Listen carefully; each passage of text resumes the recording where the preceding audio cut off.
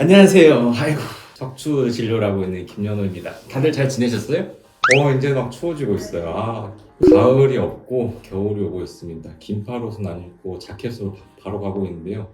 이때 좀 조심하셔야 될 게 이제 자꾸 넘어지세요. 넘어지다 보면은 자꾸 어딘가가 다치게 되는데 저희가 또 정형외과지 않습니까? 이 뼈를 또 주로 보는 건데 자꾸 넘어지고 휘청휘청 하다 보면은 이 척추에도 문제가 잘 생기는 게 있고 겨울철 좀 많아지는 병이 있는데 척추 압박골절이에요. 압박골절. 그냥 골절도 아니고 압박골절인데 오늘은 여기에 대해서 한번 말씀 몇 가지 좀 드리도록 할게요. 그러니까 뼈가 부러지면은 골절이라고 이제 어려운 말을 쓰는데 압박을 받는 힘에 의해서 부러지는 골절들을 압박골절이라고 그래요. 예를 들어서 이 손목 같은 경우도 이렇게 딱 짚었을 때 압박이 되면서 부러지면은 이것도 어떻게 보면 부러지는 기전을 압박이라고 표현을 하는데 척추뼈는 대부분의 골절이 이렇게 뭔가 엉덩방아를 찢거나 길 가다가 넘어지거나 하는 식으로 척추의 위아래로 힘이 빡 가면서 부러지기 때문에 이걸 압박골절이라고 말을 표현을 많이 합니다. 나중에 조금 더 어렵게 말을 하면 꼭 압박되는 힘 없이도 부러지는 경우들이 있어요. 막 회전하는 힘 때문에 부러지는 경우들도 있거든요. 그럴 땐 압박골절이라고 안 하고 다른 이름으로 표현을 해요. 대부분은 근데 압박골절이에요. 일단은 뼈가 우리 몸에 다 같이 있지만 먼저 약해지는 뼈들이 좀 있거든요.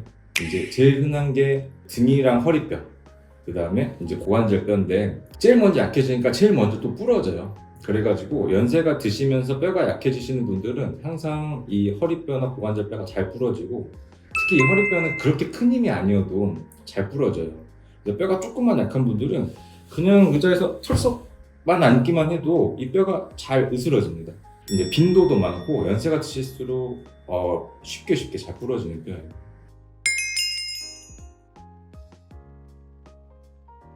일단은 당연히 뼈가 약해지는 거거든요. 근데 뼈가 약해지는 원인이 뭔가를 보는 게 중요해요. 일단은 뼈는 당연히 연세가 드실수록 약해집니다. 이게 1번이고 두 번째가 이제 여자가 남자보다 뼈의 강도 자체가 좀 약해요.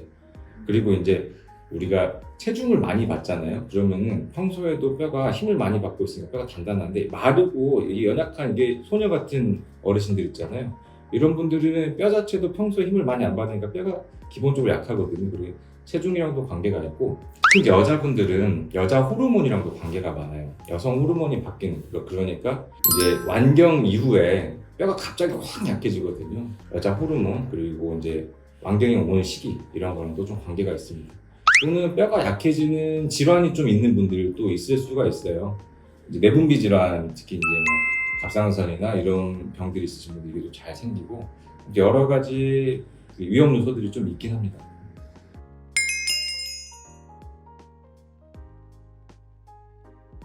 일단은 뼈가 부러져 있으니까 움직일 때 엄청 아파요. 움직일 때. 보통 이제 디스크병이나 뭐 협착증이나 이런 것들은 이제 걸을 때 좀 심해지고 오래 앉아 있을 때 심하고 한데 이 압박골절은 자세 바꿀 때 심해가지고 가만히 누워 있으면 괜찮은데 누워서 몸을 틀면 되게 아프고 누웠다 앉을 때 앉았다 설 때 이런 식으로 자세 바꿀 때 아픈 게 특징이고요. 반대로 좀 자세가 어느 정도 고정돼가지고 하는 활동들 걸을 때는 또 걸을만 해요. 이런 게 좀 특징입니다. 그러니까 자세가 변할 때 아픈 게 심해지고 특히 누워서 돌아 누울 때 아픈 거 누운 상태로 돌아 누울 때 아픈 건 진짜 거의 대부분 압박골절밖에 없거든요. 요게 좀 특징적이에요. 그리고 잘 여쭤보면 아프기 시작할 시점이 딱 있어요. 뭔가 나도 모르게 엉덩방아를 세게 의자에 앉았다, 화장실에서 잠깐 넘어졌다, 길 가다가 한번 삐끗했다 이런 식으로 딱 뼈가 부러지는 이벤트들이 있거든요. 그 시점부터 갑자기 아프기 시작하는 게 특징입니다. 이제 협착증 같은 경우는 나이가 들면서 서서히 진행하는 건 보통 그 시점을 못 찾거든요. 근데 디스크나 압박골절은 그 아프기 시작한 시점, 디스크가 찢어지는 시점이나 뼈가 부러진 시점을 대부분은 다 딱 아세요.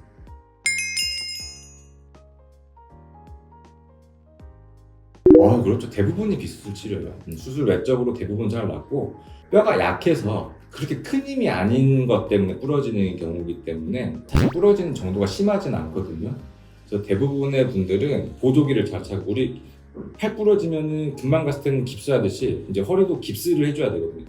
고정을 해줘야 빨리 아물고 탈이 안 생겨요. 그래서 보조기라는 걸 통해 가지고 허리를 좀 고정하고 그 뼈가 어느 정도 붙어갈 때까지 엄청 아프거든요. 이제 그때는 조금 이제 약을 좀 쓰시고 가벼운 물리치료나 필요하면 주사 같은 거 맞으면서 조절하다 보면 대부분은 이제 잘 알아서 붙어가고요. 그런데 이제 뼈가 너무 약한 분들, 가만히 둬도 뼈가 계속 으스러지는 분들이 있어요.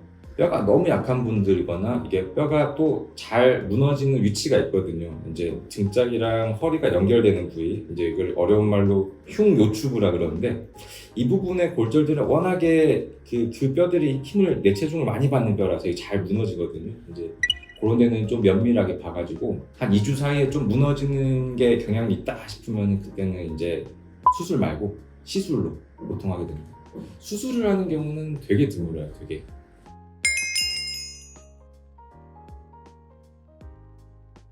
근데 뼈가 너무 약하니까 마치 기둥이 깨졌는데 깨진 기둥을 완전히 교체해주면 좋은데 그게 힘들잖아요. 그때 이제 벽에 시멘트 발라주듯이 뼈 안에도 뼈랑 닮은 뼈 시멘트를 넣어줘가지고 그 뼈를 단단하게 만드는 거예요. 이걸 이제 공구리 친다라고 보통 표현을 많이 하시고 이제 의학적인 얘기로는 척추체 성형술 또는 골 시멘트 척추체 성형술이라고 좀 얘기를 해요. 제일 많이 하는 시술이 이거죠. 이제 시멘트 성형술.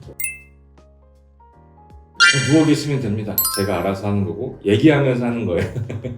이제 국소 마취라 그래가지고 그 뼈 부러진 자리만 마취약을 넣어요. 조그만한 그 바늘이 있어요. 우리 볼펜 쓰면 볼펜 심 정도의 두께 되는 바늘이 있거든요. 그 바늘이 들어갈 정도로 피부랑 뼈 자리를 마취를 하고요. 아프신지 안 아프신지 얘기하면서 바늘을 이제 뼈에다가 쓱 안전하기를 넣습니다.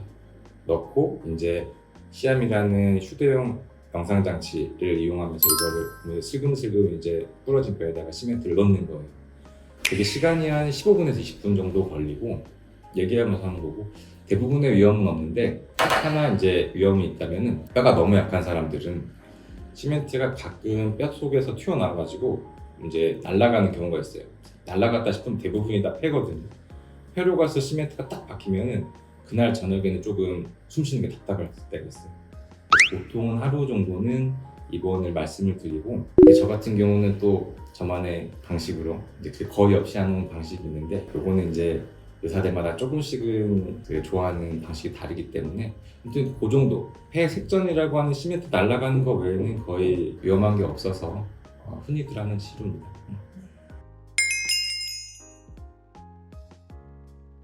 와, 그게 진짜 있어요. 그러니까 뼈가 보통은 약한 힘에 의해서 스르륵 무너지는 거니까 상관이 없는데 이게 조금 센 힘이라든지 뼈가 너무 약하면 무너지다가 그 뼈 조각이 뒤로 막 튀어나오는 경우가 있어요. 제가 늘상 얘기하는 것처럼 목 등 척추 허리뼈 뒤에는 신경이 내려오는데 이게 신경 쪽으로 뼈가 볼록 튀어나와서 이제 신경을 누르면 그때부터는 이제 우리 협착증이나 디스크처럼 다리가 엄청 저리고 아프거든요. 이제 그럴 때는 이제 상태를 봐가지고 수술을 해야 돼요. 왜냐면 그 상태에서는 시멘트만 넣으면 뼈가 더 나오기도 하거든요. 시멘트의 힘 때문에 뼈가 더 뒤로 튀어나와가지고 신경을 더 누르면 진짜 운 없는 분들은 이제 뼈 부러지거나 사지마비가 와요.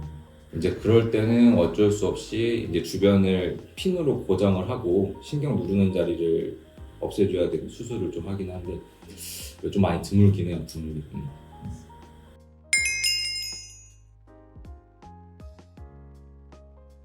고관절 골절이 사망으로 가는 건 뭐냐면은 고관절 골절은 가만히 두면 못 움직이거든요. 전혀 못 움직이시거든요. 못 움직이시는 것 때문에 사망에 이르는 병이에요. 수술을 해도 잘 못 움직이니까 그렇고 근데 척추 골절은 다행히 거동이 어느 정도는 대부분 다 되시거든요. 그래서 이것 때문에 사망에 이르는 경우는 거의 직접적으로는 잘 없어요. 대부분은 아프 죽겠지만 그래도 어느 정도 활동은 하시고 이렇게 간단한 치료를 하고 바로 움직일 수 있으니까요. 사망까지 가는 경우는 사실은 잘 없고 대신 이게 있다라는 얘기는 사실은 뼈가 엄청 약하다는 소리거든요. 그래서 이것 때문에 가만히 방치를 하면은 다른 뼈들도 약해지면서 고관절 골절이나 손목 골절 같은 게 생겨서 이제 문제가 좀 되기 때문에 아주 직접적인 연관은 없는 것 같아요.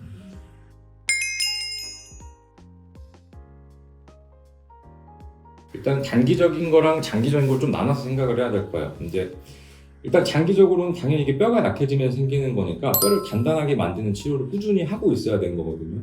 연세가 있으시면 대부분 다 골다공증이 있다고 생각하시면, 특히 여자분들은 10분에 7, 8분은 있으시거든요. 그래서 꼭 병원에 오셔가지고 65세 이상에서는 다 골다공증 검사가 보험이 되니까요. 있는지 없는지 보셔야 돼요. 이게 지금은 괜찮아도 슬금슬금 약해지다가 조그만한 힘에 팍 부러지는 거기 때문에 꼭 65세 이상에서 오셔가지고 골다공증 검사를 해보고, 있다라고 하면 뼈를 강하게 만드는 치료들을 먼저 하는 게 그게 제일 좋은 방법이고, 단기적으로는 아무래도 안 넘어지게, 충격이 안 가게 하는 게 좋겠죠. 그래서 이제 혼자 사시거나 이제 생활이 조금 독립적으로 하시는 분들은 바닥이 미끄러우면 안 되니까, 특히 화장실 같은 데는 이렇게 안 미끄러지는 타일을 깔거나 이제 그렇게 하는 게 좋고요. 이제 비 온 다음날, 눈 온 다음날, 이런 날이 제일 위험하거든요. 눈이 슬금슬금 녹기 시작할 때 엄청 미끄럽잖아요. 비가 올 때는 사람들이 안 나가니까 별로 안 넘어지는데, 오고 나서 기친 다음에 다음날 나가시다가 다 다치시거든요. 이제 그런 날 좀 조심하셔야 되고, 이제 여기에 부가적으로 그렇다면 이제 신발도 조금 더 마찰력이 있는, 너무 편하고 미끌미끌한 신발 말고 약간 부츠 같은 거 신고 다니시는 게 좋고, 안 미끄러지게 조심하시고, 그리고 자꾸 넘어질 것 같은 병들이 있는 사람들이 많아요. 파킨슨병, 자꾸 몸이 아프고 구부러지거든요. 그 다음에 예전에 중풍이 있었던 분들은 어딘가가 힘이 약하니까 잘 넘어지시고, 이렇게 뭔가 잘 넘어질 수 있는 질환을 가지신 분들은 그 질환을 관리를 잘해야죠. 그리고 그게 잘 관리가 안 되는 오래가는 병이라면 거기에 맞춰서 보조기구를 쓰는 게 좋고, 그렇게 겨울, 가을을 좀 다셔야 돼요. 다치면 큰일이거든요, 이제. 아무튼 좀 걱정되고 하시면은 언제든지 저희 병원 오셔가지고 제가 이런 얘기들을 충분히 좀 드릴 테니까, 관리를 잘하는 게 더 중요한 것 같아요. 이제 사실 치료는 의사들이 좀 알아서 하거든요, 이 부분은. 일단 이제 기본적으로 약간 슬픈 얘기일 수도 있는데, 연세가 드시면서 생길 수 있는 몸의 변화들이 있거든요. 우리가 나이 드는 걸 막을 수는 없지만 느리게 할 수는 있고 안전하게 갈 방법은 많아요. 그래서 지금은 그런 것들에 대해서 이제 주변에 알고 있는 의료인이나 병원에서 좀 상의를 잘 하는 게 좋을 것 같고, 특히 이제 겨울철에 많이 다치시니까요. 이렇게 날씨가 추워질 때 골다공증 검사도 좀 해보시고 미리미리 대비할 수 있는 것들은 좀 관리를 하실 수 있었으면 좋겠어요. 오래 사셔야죠. 우리 병원 좀 많이 와주면 안 돼요? 제가 잘